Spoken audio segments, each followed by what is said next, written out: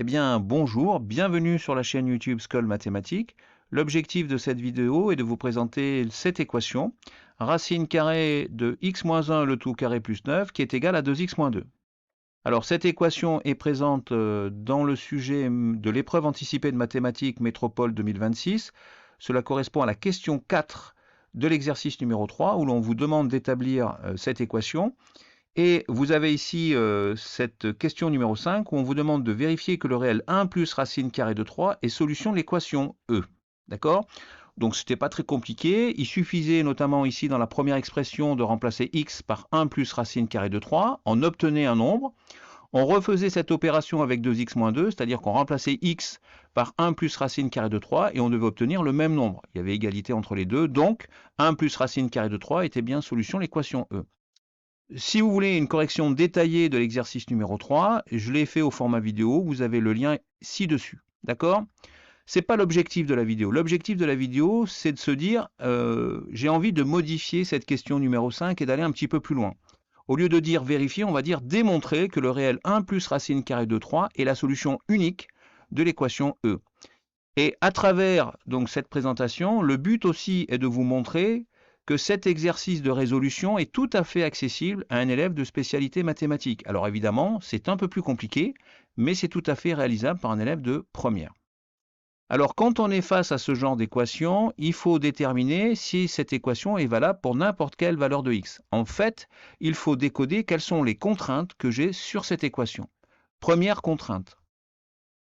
Le radicand d'une racine carrée doit être positif ou nul, c'est-à-dire ce qui est sous le radical c'est le symbole ici de la racine carrée, donc ce qui est sous le radical c'est le radicand. Donc x moins 1 le tout carré plus 9 doit être positif ou nul. Ça tombe bien, pour tout réel, on a x moins 1 le tout carré qui est supérieur ou égal à 0. N'importe quelle expression en x au carré, élevé le tout au carré, est supérieur ou égal à 0. Ça, c'est équivalent à écrire, si je rajoute 9 dans chaque membre de cette inégalité, eh bien c'est équivalent à écrire que x moins 1 au carré, le tout au carré plus 9, est supérieur ou égal à 9. Et cela implique donc que x moins 1 le tout au carré plus 9 est strictement positif. Alors à ce niveau-là, on n'a pas d'équivalence. Pourquoi?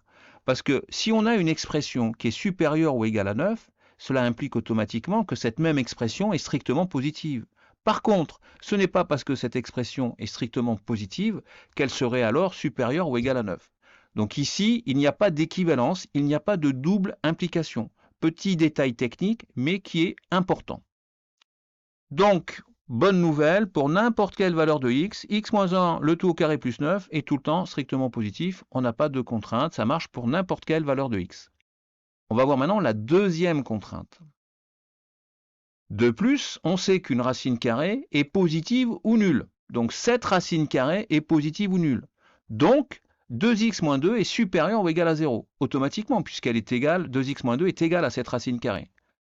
Si je fais passer le moins 2 dans le membre de droite, il devient 2. D'accord? On se retrouve avec 2x supérieur ou égal à 2. Si je divise par 2 chaque membre de cette inégalité, comme ce nombre, je divise par un nombre positif, je ne change pas le sens d'une inégalité et je vais me retrouver avec x supérieur ou égal à 1.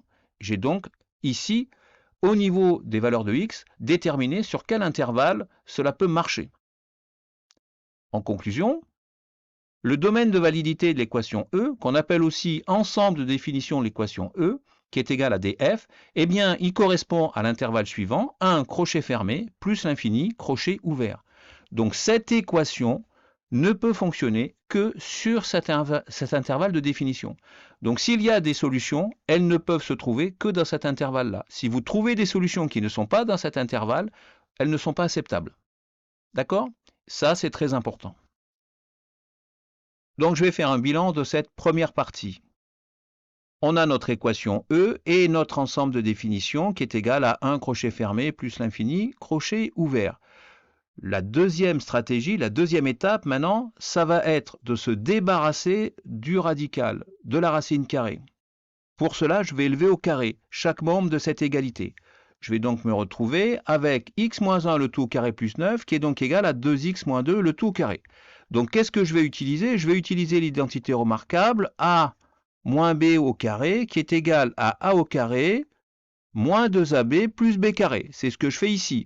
Je prends 2x, je l'élève au carré, moins 2 fois 2x fois 2 plus 2 au carré. J'obtiens donc 4x au carré moins 8x plus 4. Voilà ce que j'obtiens en développant 2x moins 2, le tout au carré. Avec cette même identité remarquable, je vais maintenant développer x moins 1, le tout au carré. Et je vais obtenir donc x carré moins 2x plus 1. Et comme je rajoute 9, ça va me faire x carré moins 2x plus 10, qui est donc égal à 4x carré moins 8x plus 4. Voilà ce que j'obtiens comme première égalité. Je vais maintenant rapatrier le x carré ici dans le membre de droite, il va devenir moins x carré. Le moins 2x, je vais faire passer dans le membre de droite, il va devenir plus 2x.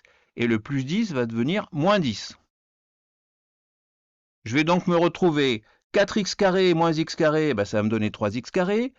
Moins 8x plus 2x, ça va me donner moins 6x. Et si je me retrouve ici avec 4 moins 10, ça va me faire moins 6. On simplifie par 3, c'est-à-dire qu'on divise par 3 chaque membre de cette égalité.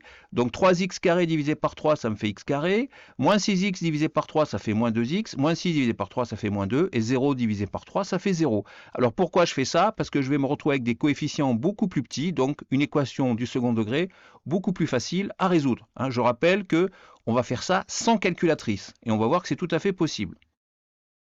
Dans cette équation, j'identifie donc A qui est égal à 1, B qui est égal à moins 2 et C qui est égal à moins 2. Delta, le discriminant, qui est égal à B carré moins 4AC, c'est-à-dire moins 2 au carré moins 4 fois 1 fois moins 2.